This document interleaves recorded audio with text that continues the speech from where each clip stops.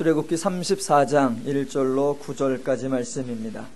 여호와께서 모세에게 이르시되 너는 돌판 둘을 처음 것과 같이 다듬어 만들라.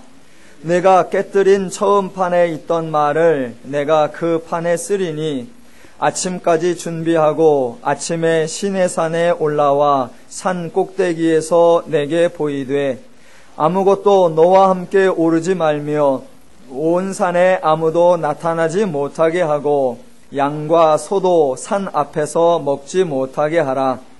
모세가 돌판 둘을 처음 것과 같이 깎아 만들고 아침에 일찍이 일어나 그 두 돌판을 손에 들고 여호와의 명령대로 시내산에 올라가니 여호와께서 구름 가운데에 강림하사 그와 함께 거기 서서 여호와의 이름을 선포하실세 여호와께서 그의 앞으로 지나시며 선포하시되 여호와라 여호와라 자비롭고 은혜롭고 노하기를 더디하고 인자와 진실이 많은 하나님이라. 인자를 천대까지 베풀며 악과 과실과 죄를 용서하리라. 그러나 벌을 면제하지는 아니하고 아버지의 악행을 자손 3, 4대까지 보응하리라. 모세가 급히 땅에 엎드려 경배하며 이르되 주여 내가 주께 은총을 입었거든 원하건대 주는 우리와 동행하옵소서. 이는 목이 뻣뻣한 백성이니이다. 우리의 악과 죄를 사하시고 우리를 주의 기업으로 삼으소서. 아멘. 관계적 표현 방법에서 관계를 빼버리고 명제적으로 이해를 해버리면 말이 이상해집니다. 종종 대화할 때 보면 서로 간에 몇 마디 주고받고 쪼크를 해서 그 주변에 있던 사람들이 다 웃을 때가 있습니다. 그런데 그 남들은 다 웃는데 못 알아들어서 옆 사람을 툭 치면서 왜 웃어? 뭐라고 그랬는데 이렇게 물어보면 안 되고 그때에 대답을 해주려고 해서도 안 됩니다. 왜냐하면 이미 못 알아들은 사람은 그 관계와 그 말에 담긴 의미에 이해할 수 있는 범위가 아니기 때문에 설명이 불가능합니다. 알아들은 사람은 알아들을 만한 관계가 형성되어 있던 것이고 못 알아들은 사람은 말귀가 어두운 것이 아니라 그 말과 관계가 없었을 뿐입니다. 성경은 신에 관한 논문이 아니고 학문적 아티클이 아닙니다. 성경은 하나님이 자기 백성에게 하나님 자신을 알리신 책입니다. 그러므로 성경에 나타난 대부분의 말씀들은 관계적 표현으로 되어 있습니다. 하나님이 인간과 관계를 맺으신 후 하나님의 사람들, 하나님의 백성들에게 하시는 말씀입니다. 종종 종교를 연구하는 사람들이나 성경을 연구하는 학자들이 자꾸 성경의 의미를 오해하고 심지어 왜곡하는 이유가 바로 관계적으로 표현된 것을 명제적 표현으로 생각하기 때문입니다. 하나님은 자기 백성에게 말씀하셨는데 그런 관계를 생략한 채 하나님의 말씀에 앞뒤가 맞느냐, 하나님의 말씀에 논리가 맞느냐, 하나님의 말씀에 어법이 맞느냐, 문체가 맞느냐, 객관적이며 보편타당하냐, 그런 방식으로 검증하려고 하는 방법 자체가 잘못된 접근인 것입니다. 성경에는 정말로 재미있는 표현들이 많이 있습니다. 이렇게 수차에 걸쳐도 대부분의 성도님들이 동의를 하지 않는 이유는 읽어보면 재미가 없기 때문입니다. 당연히 써있는 문자적으로 재미있는 것이 아니라 그 의미를 따져보면 정말로 재미있다라는 겁니다. 그 재미있는 표현 중에 하나가 33장 21절로 23절까지입니다. 여호와께서 또 이르시기를 보라 내 곁에 한 장소가 있으니 너는 그 반석 위에 서라. 내 영광이 지나갈 때에 내가 너를 반석 틈에 두고 내가 지나도록 내 손으로 너를 덮었다가 손을 거두리니 네가 내 등을 볼 것이요 얼굴은 보지 못하리라. 여러분, 이런 구절은 재미있게 읽어야지 심각하게 읽으면 안 됩니다. 왜 안 되냐면 심각하면 말이 안 되기 때문입니다. 자, 내 영광이 지나간다. 내 손으로 덮는다. 손을 거둔다. 내가 내 등을 볼 것이다. 얼굴은 보지 못하리라. 하나하나가 다 말이 안 됩니다. 하나님은 영이신데 영이신 하나님께 적절한 표현들이 아니라는 것입니다. 그런데 하나님이 이렇게 말씀하셨습니다. 더 재미있는 것은 그 다음입니다. 하나님이 이렇게 행하시겠다고 말씀하셨습니다. 그런데 하나님이 그렇게 행하시겠다고 말씀하신 대로 행하셨습니까? 안 행하셨습니까? 새해에도 여전히 객관식으로 해보겠습니다. 1번 행하셨다, 2번 행하지 않으셨다, 3번 행하셨는지 행하지 않으셨는지 기록이 없다. 정답은 3번입니다. 예, 하나님이 거창하게 참으로 신기하게도 하나님에게 어울리지 않는 말씀을 하셨다면 34장 1절부터 하나님의 영광이 지나가는 이야기가 나오든지 아니면 출애굽기 이후에 어디든가 또는 민수기 어디든가 또는 신명기 어디든가에서 모세가 하나님의 얼굴은 못 보고 그러나 등은 보았다라는 간증이라도 나와 주어야 할 텐데 안타깝게도 단 한 구절도 한마디도 나오지 않습니다. 당연히 안 나옵니다. 왜? 나올 수가 없기 때문입니다. 왜? 실현될 일이 아니었기 때문입니다. 하나님이 재미있게 말씀하신 것을 심각하게 받아들이면 대화가 엇박자가 나는 것입니다. 그런데 사람들은 이 관계적 표현을 명제적으로 읽고 이것을 심각하게 고민하고 이것에 대하여 문제를 제기합니다. 오늘날도 많은 사람들이 하나님을 보고 싶어 합니다. 그런데 하나님을 보고 싶어 하면서도 감히 얼굴을 보여달라고는 못하고 그렇다고 등을 보여달라고 하자니 모세만큼 친근하지도 못하기에 그것도 부담되고 그래서 겨우 보여달라고 하는 것이 음성만이라도 들려주시옵소서라고 합니다. 왜 그러느냐? 그 20절에 보면 이렇게 나와 있기 때문입니다. 또 이르시되 내가 내 얼굴을 보지 못하리니 나를 보고 살 자가 없음이니라. 얼굴을 보면 살 수가 없으니까 등이라도 보고 아니면 음성이라도 듣자. 그러면 죽지 않고 소원은 이룰 수 있지 않겠느냐. 그런 생각이 모두 코미디라는 것입니다. 아니, 얼굴을 보면 죽고 등을 보면 삽니까? 더 나아가 얼굴이 어디까지가 얼굴입니까? 우스갯소리로 세수할 때 손이 올라가는 데까지가 얼굴이고 그 이상은 이마입니까?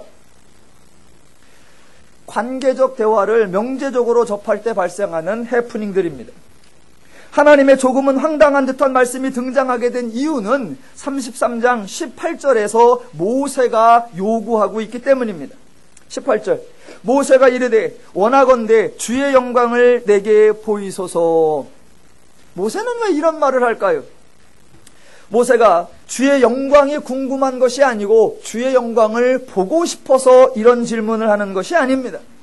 지금 모세가 처한 처지와 입장을 생각하셔야 합니다. 백성들이 하나님의 은혜를 거부하고 하나님의 말씀을 불순종했습니다. 그러한 백성들을 보고 망연자실한 상태에서 이제는 하나님이 자신들과 함께 가지 않을 것이라고 자신은 생각하고 있습니다.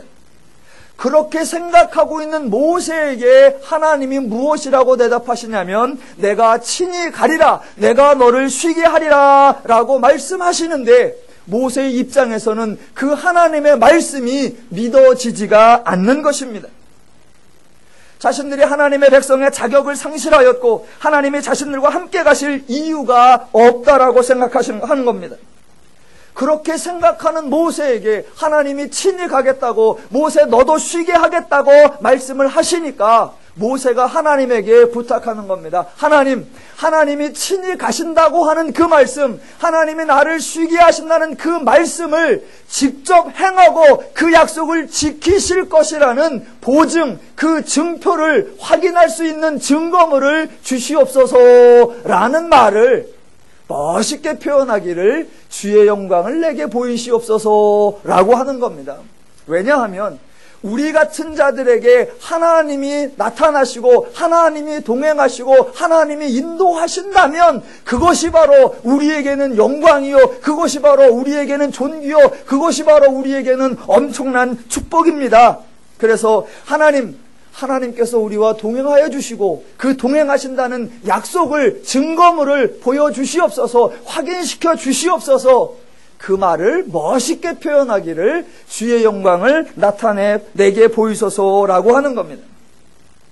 그러한 모세의 요청에 대한 하나님의 대답이 21절로 23절인데 모세가 폼나게 질문을 하니까 하나님도 멋있게 대답을 하신 겁니다. 증거를 달라고? 증표 정도가 아니라 더 큰 것을 보여줄게. 영광을 달라고? 영광 정도가 아니라 내 모든 선한 것을 다 보여주고 심지어는 내 등도 보여줄게 라고 하는 하나님의 대답을 아주 문학적으로 아주 관계적으로 표현하는 겁니다. 자, 이 모세의 요구에 대한 하나님의 구체적이고 실제적인 대답이 어디 나오느냐? 오늘 34장 6절에 나오는 겁니다. 34장 6절 여호와께서 그의 앞으로 지나시며 선포하시되 여호와라 여호와라 자비롭고 은혜롭고 노하기를 더디하고 인자와 진실이 많은 하나님이라. 이것이 하나님의 대답입니다. 그런데 모세의 요구와 하나님의 대답을 이렇게 생각을 해보시면 대화가 언밸런스 된다는 것을 아실 수 있습니다. 모세는 하나님이 이스라엘을 자기 백성 삼으시는 증거, 친히 끝까지 가시며 인도하시겠다는 것을 확인할 수 있는 증거를 요구하고 있는데 하나님의 대답은 나는 여호와라 여호와라, 즉 하나님의 성품을 선포하고 있습니다. 그러니까 한쪽에서는 증거물을 달라, 확인할 수 있는 증거표를 달라라고 있고 다른 한쪽에서는 자신의 속성, 자신의 원리, 자기 자신을 계시하고 있다라는 겁니다. 인간의 요구와 하나님의 대답이 전혀 다른 차원에서 진행되고 있습니다. 하나님이 말귀를 못 알아들으셔서 그런 것이 아니라 그게 하나님의 방식이고 그 하나님의 방식이 옳습니다. 그래서 사람의 방식과 하나님의 방식을 대조하여 구별해 보도록 하겠습니다. 죄인들이 가지는 본성적인 종교 방식은 인간 중심적입니다. 이 인간 중심적이란 말을 다른 말로 표현하면 샤머니즘이라고도 하고 또는 무속신앙이라고도 하고 기독교를 제외한 모든 종교의 특성입니다. 기독교를 제외한 종교들의 특성이 뭐냐면 자신과 자신이 믿는 종교의 대상과의 관계 중에서 기준이 되며 근거가 되는 게 누구냐면 언제나 자기 자신입니다. 왜냐하면 믿을 수 있고 확인할 수 있는 것이 자신이기 때문입니다. 이렇게 자기 자신을 근거로 삼는 종교의 강조점이 뭐냐면 믿는 자의 간절함, 믿는 자의 진정함, 믿는 자의 열심입니다. 그래서 그 종교들에서 쓰는 말이 대부분 이렇습니다. 내가 얼마나 간절히 구하는데, 내가 얼마나 열심히 비는데, 내가 얼마나 진심을 다하는데, 내가 얼마나 위해 드렸는데, 내가 이렇게 정성을 들였으니 들어달라라는 것입니다. 그때 그 대상에는 관계가 없습니다. 하늘이든 땅이든 하나님이든 부처님이든 귀신이든 삼신할머니든 어떤 신이든 산신령이든 누구든지 나의 열심을 보는 신이면 감동하여 나의 소원, 내가 비는 것을 들어달라라는 것입니다. 모든 관건은 자기 자신, 자기 자신의 열심에 달려 있습니다. 그러니 정성을 담을 수밖에 없습니다. 모든 행동은 일반성을 넘어 정성이 담겨야만 합니다. 지성을 들여도 그냥 낮에 하면 안 되고 새벽에 해야 되고 그냥 시원하거나 따뜻한 상태에서 하면 안 되고 아주 춥거나 아주 덥게 해야 하고 자신의 건강을 생각하면서 하면 안 되고 힘에 겹도록 해야 되고 먹을 것 먹어가면서 하면 안 되고 굶어가면서 해야 되고 잠을 다 자가면서 하면 안 되고 잠을 줄여가면서 해야 합니다. 누가 보아도 정성이 담긴 것처럼 나타나야 하기 때문입니다. 그러나 기독교의 특징은 하나님이 계시다는 것이요, 그 하나님이 일하신다는 것이요, 그 하나님이 계시하신다는 것입니다. 하나님이 하나님 자신에 대하여 알려주시고 하나님이 인간을 어떻게 대하는지를 알려주시고 하나님이 인간에게 무슨 일을 어떻게 얼마나 하시는지를 알려주십니다. 그래서 기독교에서는 인간이 무엇을 행하기 전에 하나님이 누구이신지를 먼저 알아야만 합니다. 내가 얼마나 열심을 내는가 그걸 말하기 전에 내가 믿는 대상인 하나님이 누구이신지를 알아야 합니다. 일단 열심히 하는 건 언제나 아름다운 거야 라고 말하는 것이 아니라 내가 하려고 하는 그 일이, 내가 지금 쏟아내려고 하는 그 열심이 하나님의 원리에 맞는가, 하나님께 필요한 것인가, 하나님의 기준에 합당한가, 과연 해야만 하는 일인가, 그것을 먼저 비교하고 상고해 보아야 합니다. 타종교에는 계시가 없습니다. 그래서 타종교에서는 신의 속성, 신의 원리, 신의 마음, 신의 섭리 그런 용어가 없습니다. 신이 원하시는가, 신의 기준에 맞는가, 신에게 필요한 일인가 논할 수가 없습니다. 그러니 남는 것은 나뿐이요 내가 하고 싶은 대로 내가 할 수 있는 대로 하는 것입니다. 그러나 기독교에는 하나님이 계시고 하나님이 계시를 하셨습니다. 그러므로 하나님을 알지 못한 채 하나님의 원리에 맞지 않는 행동, 하나님께 불필요한 행동을 하면 그런 것을 헛된 열심이요 무익한 열심이라고 하는 것입니다. 오늘 모세의 요구와 하나님의 대답 속에 하나님의 특성, 하나님의 원리, 하나님의 방법이 나타나 있습니다. 모세는 하나님께 능력이나 실력이나 자격이나 증거를 보여달라고 하고 하나님은 하나님 자신을 알리고 하나님의 속성을 소개하는 것으로 대답을 하십니다. 이러한 방식은 출애굽기 3장에서도 이미 살펴본 적이 있습니다. 하나님이 모세를 파송하려고 할 때 모세가 거부했습니다. 그때 한 말 3장 11절에 모세가 하나님께 아뢰되 내가 누구이기에 바로에게 가며 이스라엘 자손을 애굽에서 인도하여 내리이까. 모세는 자기에게 맡겨진 사명인 줄로 아니까 내가 그럴 능력이 있는가? 내가 그럴 실력이 있는가? 내가 어떻게 그렇게 할 수 있는가? 자꾸 자기 자신을 돌아봅니다. 그때 하나님의 대답 12절 하나님이 이르시되 내가 반드시 너와 함께 있으리라. 네가 그 백성을 애굽에서 인도하여 낸 후에 너희가 이 산에서 하나님을 섬기리니 이것이 내가 너를 보낸 증거니라. 모세는 방법과 수단을 불안해하고 요청하려고 하는데 하나님은 결과를 선언해버립니다. 여러분, 결과는 끝입니다. 결과가 나타나면 더 이상 볼 게 없습니다. 그러니까 결과를 만나기 전에 그 결과가 온다는 것을 보장할 수 있는 지금 여기에서 확신할 수 있는 근거를 달라고 하는 모세에게 하나님은 그냥 결과를 선언해 버리십니다. 결과가 증거요, 결과가 약속이요, 결과가 증표다라는 겁니다. 또 모세가 질문합니다. 13절 모세가 하나님께 아뢰되 내가 이스라엘 자손에게 가서 이르기를 너희의 조상의 하나님이 나를 너희에게 보내셨다 하면 그들이 내게 묻기를 그의 이름이 무엇이냐 하리니 내가 무엇이라고 그들에게 말하리이까.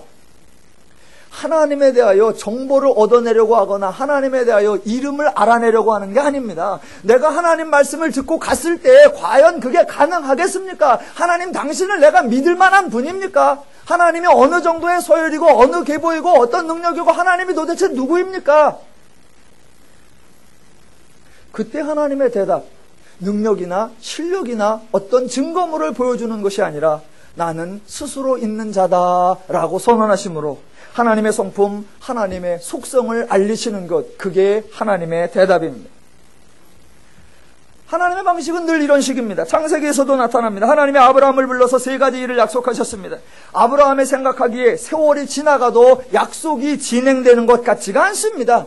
그래서 15장에서 투정을 부립니다. 아브라함이 이르되 주 여호와여 무엇을 내게 주시려 하나이까 나는 자식이 없사오니 나의 상속자는 이 다메섹 사람 엘리에셀이나이다. 주께서 내게 씨를 주지 아니하셨으니 내 집에서 길린 자가 내 상속자가 될 것이니이다. 또 주 여호와여 내가 이 땅을 소유로 받을 것을 무엇으로 알리이까.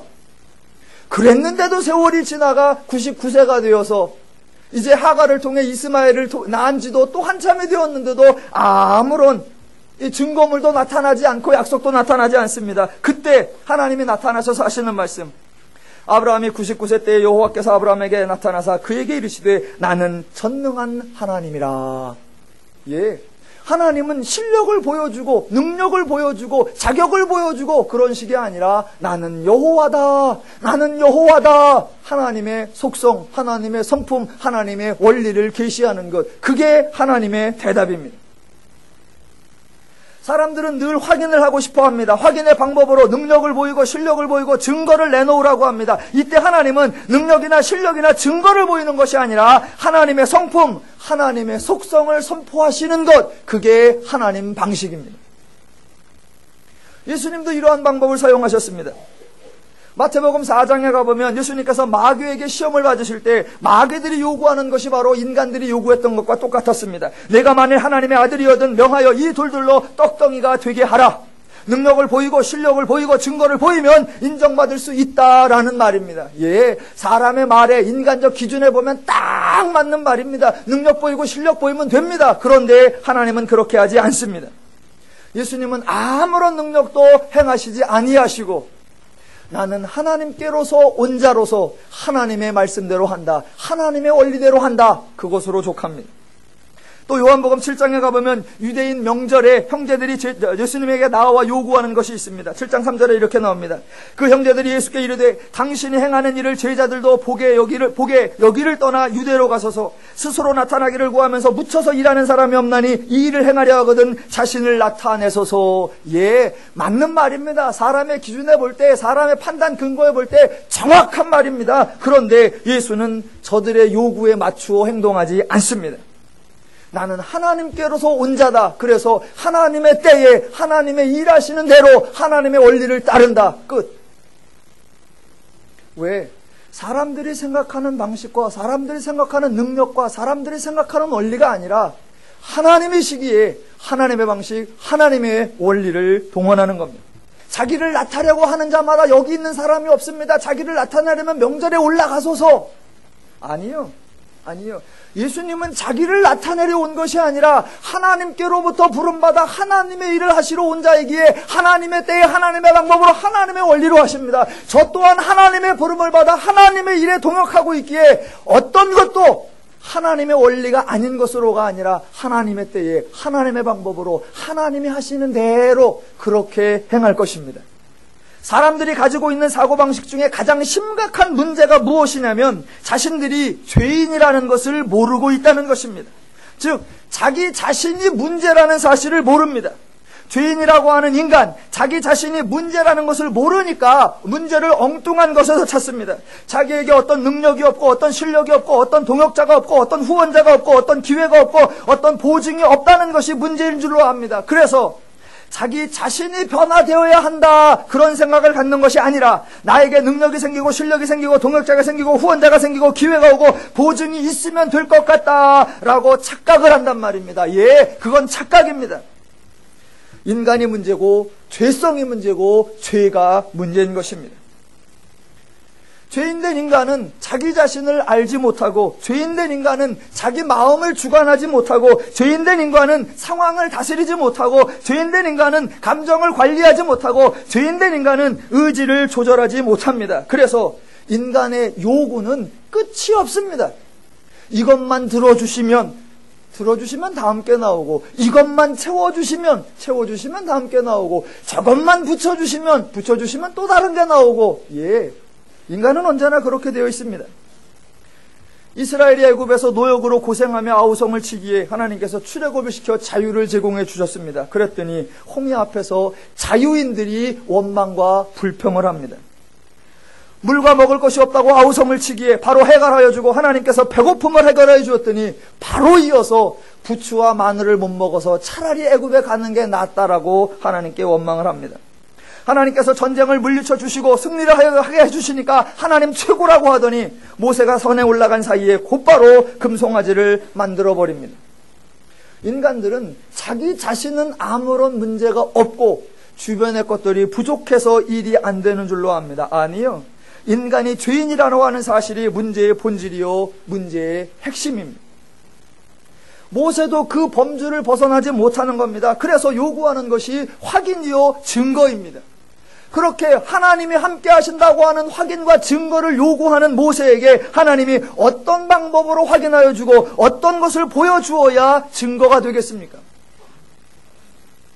사람의 방식으로는 아무것도 해결될 수가 없습니다. 그래서 하나님의 방식으로 대답하여 주시는데 그 대답이 바로 6절 하나님의 선포, 하나님의 계시, 하나님의 속성을 알리시는 것입니다. 여호와께서 그의 앞으로 지나시며 선포하시되 여호와라 여호와라 자비롭고 은혜롭고 노하기를 더디하고 인자와 진실이 많은 하나님이라. 예, 이게 대답입니다. 하나님이 친히 가시겠다고요? 하나님이 저를 쉬게 하시겠다고요? 하나님이 그 말씀대로 그 약속대로 행하겠다는 증거를 보여주시옵소서. 그러한 모세에게 하나님의 대답 한마디로 모세야 나 여호와다. 나 여호와야. 그걸로 끝입니다. 자, 그 말씀이 이렇게 되는 겁니다.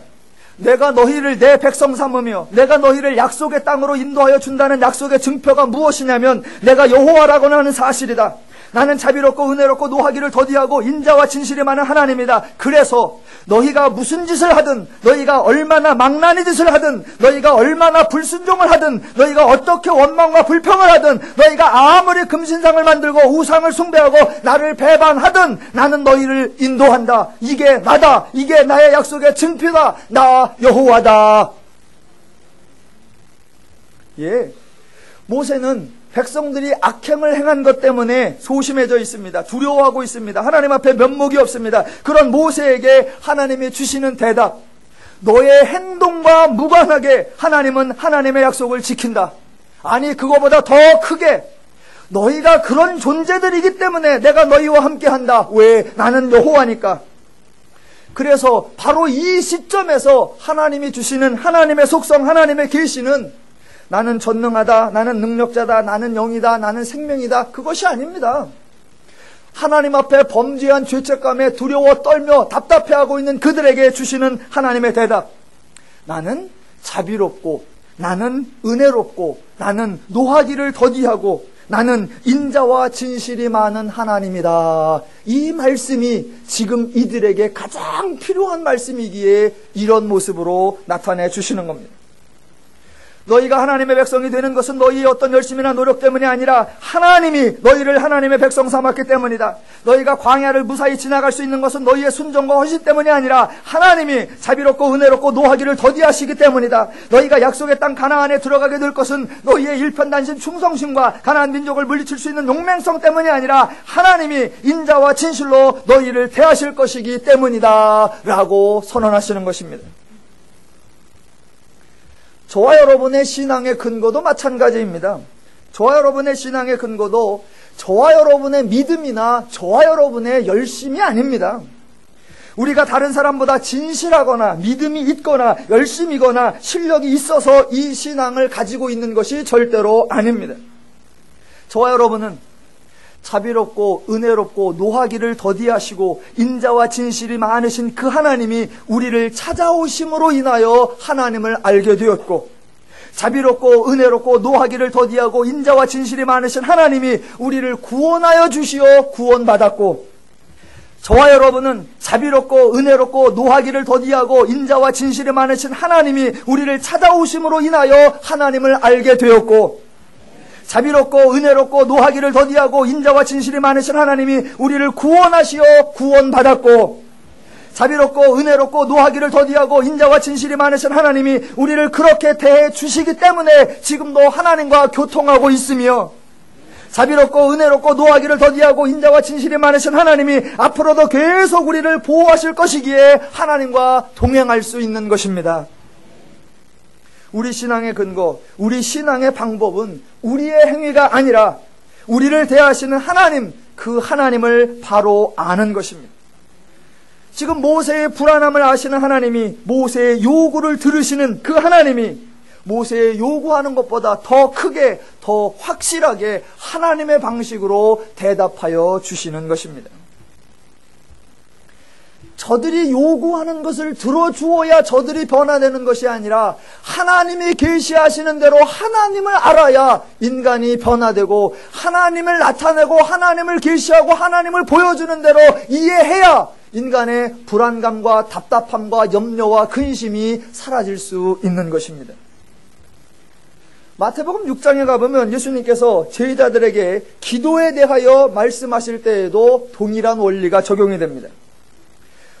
예수님은 기도의 모범을 보여준 적이 없고 바른 기도문을 작성하여 주신 것도 아니고 응답받는 기도의 비법을 말씀하여 주신 것도 아닙니다. 예수님은 기도에 대하여 말씀하시는 것이 아니라 저들이 기도하는 그 대상에 대하여 바르게 알려주시는 겁니다. 왜? 대상을 바르게 알면 저들이 하는 행동, 즉 기도의 방법과 내용이 달라지게 되어 있기 때문입니다. 이게 하나님의 방식입니다. 성경은 기도에 대하여 말하지 않고, 예배에 대하여 말하지 않고, 찬양에 대하여 말하지 않고, 경배에 대하여 말하지 않습니다. 성경은 하나님에 대하여 말합니다. 그 하나님을 알면 기도가 달라지고, 하나님을 알면 예배가 달라지고, 하나님을 알면 경배가 달라지고, 하나님을 알면 찬양이 달라지고, 하나님을 알면 인생이 달라지게 되어 있기 때문입니다. 사람들은 자꾸 저에게도 마찬가지 하나님이 어떤 분이신지 하나님의 속성을 알려주시옵소서 그런 부탁을 하지 않고, 저기요 기도는 어떻게 해요? 저기요 찬양은 어떻게 해요? 저기요 교회 생활은 어떻게 해요? 아니요, 질문이 바뀌어야 됩니다. 성경의 방식으로, 하나님의 방식으로 바뀌어야 됩니다. 하나님을 알고 하나님을 배워야 그 하나님에게 행하는 우리의 모든 태도가 달라질 수 있습니다. 그래서 예수님은 기도를 가르친 게 아니라 너희가 기도하는 대상 하나님을 알려주셨습니다. 그래서 마태복음 6장 6절, 너는 기도할 때에 내 골방에 들어가 문을 닫고 은밀한 중에 계신 내 아버지께 기도하라. 은밀한 중에 보시는 내 아버지께서 갚으시리라.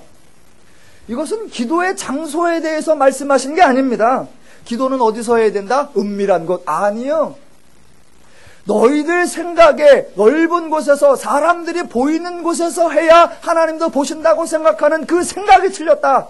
하나님은 넓은 곳에서나 은밀한 곳에서나 어디에서 네가 기도해도 다 안다. 다 보신다. 기도는 그래서 어디서 해야 된다? 아무 데서나 해도 된다. 왜? 하나님은 어느 곳에서 기도하든 다 들으시니까. 그 하나님을 알아야 되는데, 성경을 보니까 예수님께서 말씀하시기를 골방에 들어가 기도하라고 그랬습니다. 여러분, 응답받는 기도의 방법, 응답받는 기도, 첫째 골방에서 기도해야 된다. 두 번째 은밀하게 기도해야 된다. 아니요, 성경은 그걸 말하는 것이 아닙니다. 하나님을 말하는 겁니다. 또 7절, 기도할 때에 이방인과 같이 중언부언하지 말라. 그들은 말을 많이 하여야 들으실 줄 생각하느니라. 그러므로 그들을 본받지 말라. 구하기 전에 너희에게 있어야 할 것을 하나님 너희의 아버지께서는 아시느니라. 기도를 어떻게 해야 된다? 골방에서. 두 번째 어떻게 해야 된다? 중언부언하지 말아야 된다. 아니요, 그걸 말하려고 하는 것이 아닙니다. 저들의 생각, 저들은 말을 많이 하여야 들으실 줄 안다. 그렇게 생각을 하니까 그런 행동이 나온다. 그런데 하나님은 그런 분이 아니다. 너희가 구하기 전에 너희에게 있어야 할 것을 먼저 아시는 분이다. 그렇다고 하면 기도의 내용이 달라질 수밖에 없다라는 겁니다. 그래서 기도를 가르치는 것이 아니라 하나님을 가르치는 겁니다.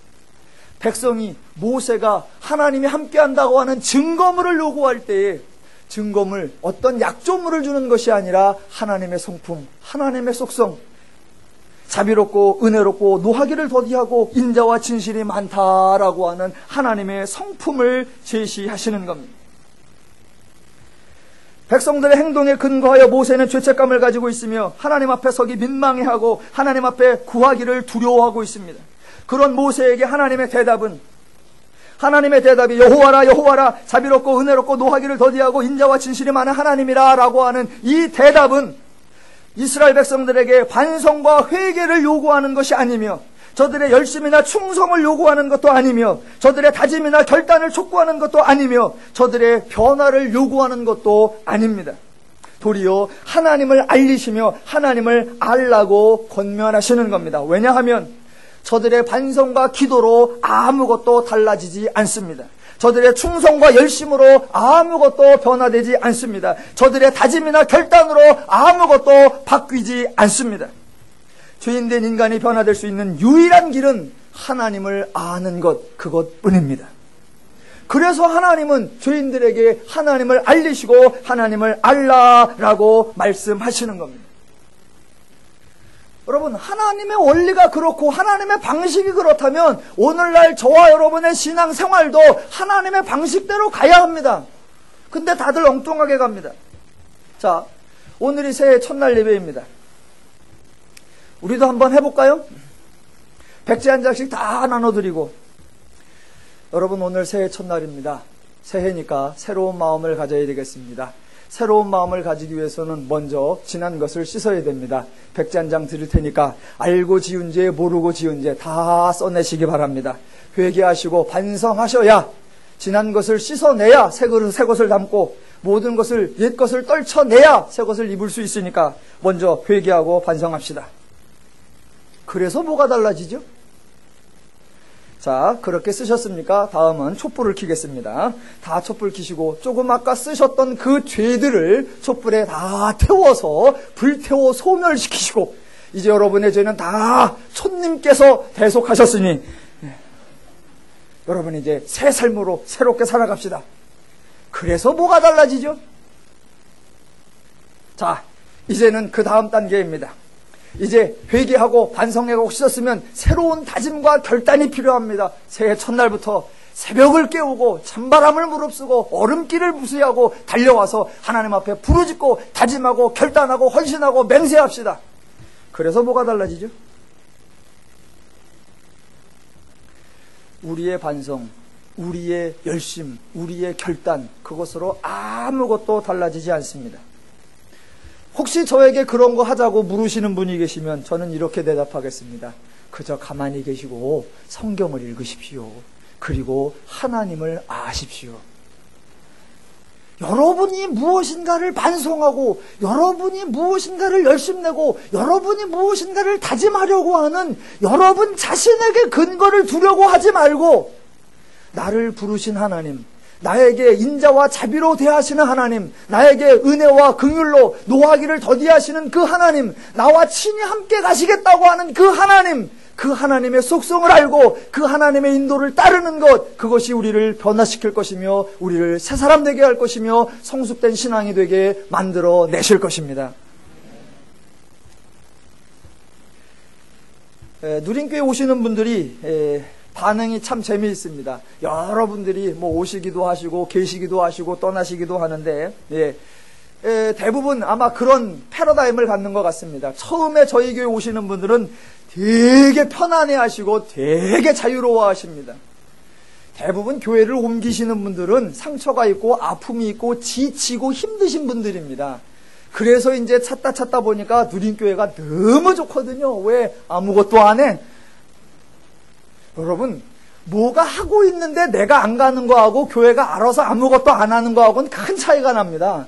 내가 안 가는 게 아니라 하려고 했는데 교회가 안 해서 나는 안 가는 거다. 그러니 얼마나 편하고 얼마나 좋고 죄책감 하나도 없지, 민망함 하나도 없지. 목사는 알아서 저절로 들나오라고 얘기하지 저렇게 고마울 수가. 그 생활을 한 6개월 동안 너무나 편안한 생활을 지냅니다. 근데 6개월 딱 지나가면 성도들이 두 부류로 나눕니다. 한 부류는 긍정적 반응이고 한 부류는 부정적 반응입니다. 부정적 반응에 나는 부류가 뭐냐면, 가만히 있어봐. 그런데 말이야, 내가 이렇게 편해도 되나? 내가 이렇게 아무것도 안 해도 되나? 내가 새벽 기도를 나가는 것도 아니고 구역 예배를 가는 것도 아니고 무슨 위원회를 하는 것도 아니고 교사를 하는 것도 아니고 봉사를 하는 것도 아니고, 뭐 봉사라고 해봤자 주방에 밥하는 건데 그것도 안 하지. 내가 이렇게 아무것도 안 해도 내가 은혜를 받고 예수님 오실 때 내가 구원을 받을 수 있을까? 그 불안함이 밀려오는 겁니다.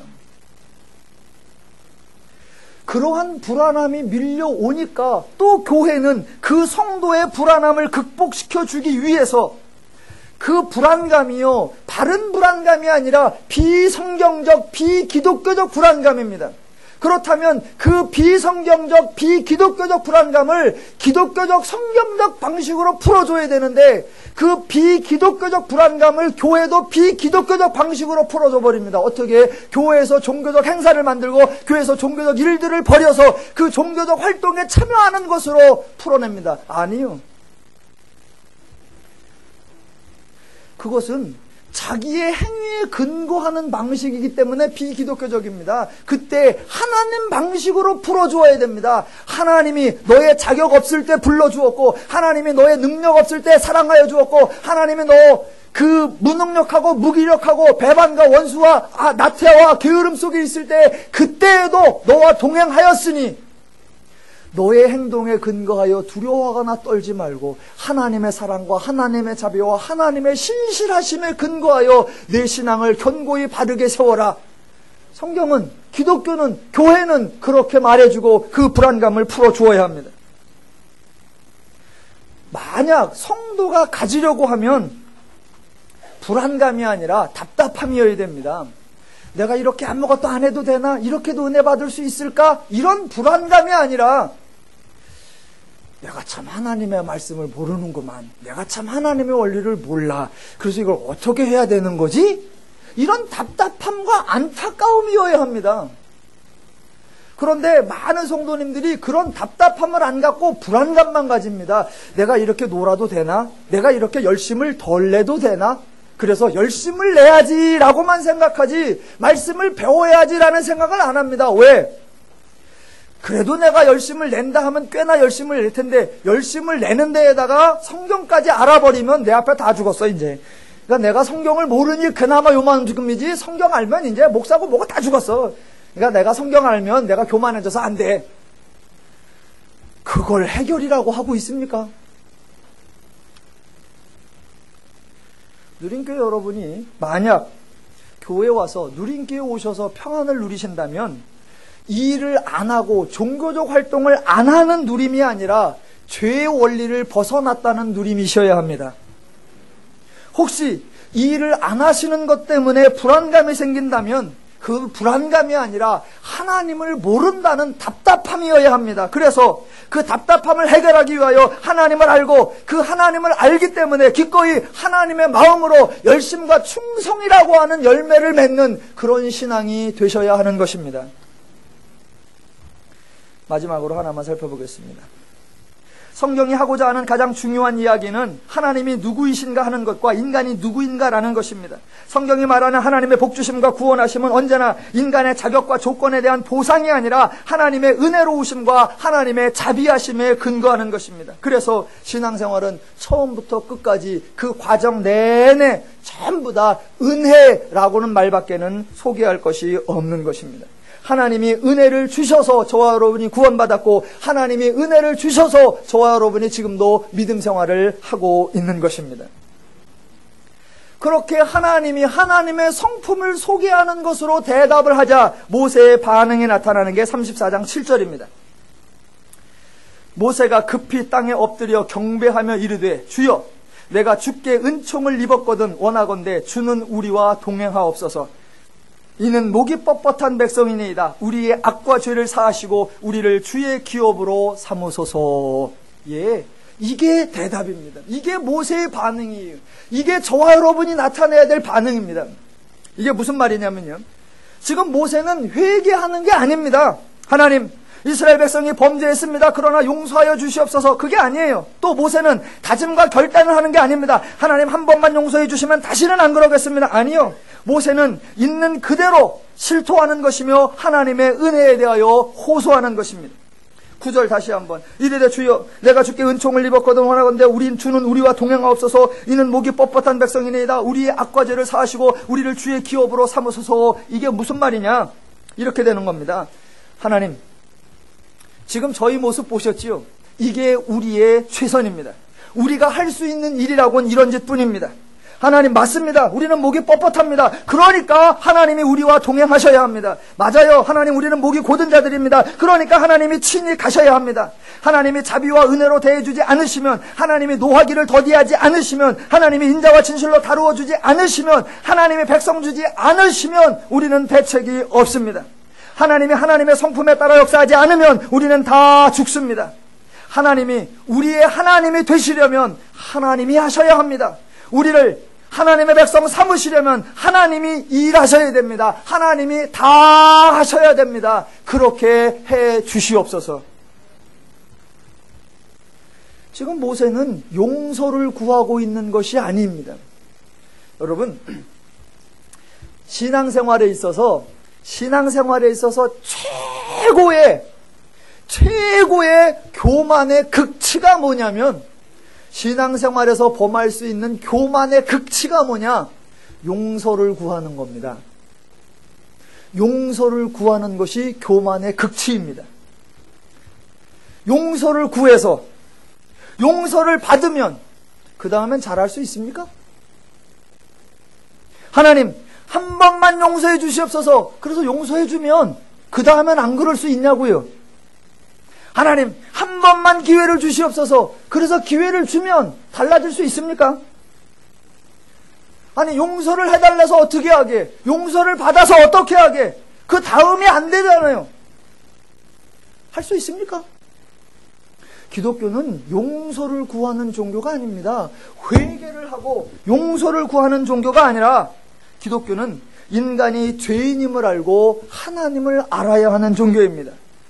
하나님을 알아야 하고 나로서는 어찌할 수 없는 죄인임을 알고 하나님 앞에 의지하며 하나님께 구하며 하나님께서 책임지셔야 한다고 하나님께 매어달리는 종교이지, 한 번만 덮어주십시오, 한 번만 눈 감아주십시오, 한 번만 기회를 주시옵소서, 어쩌자고요?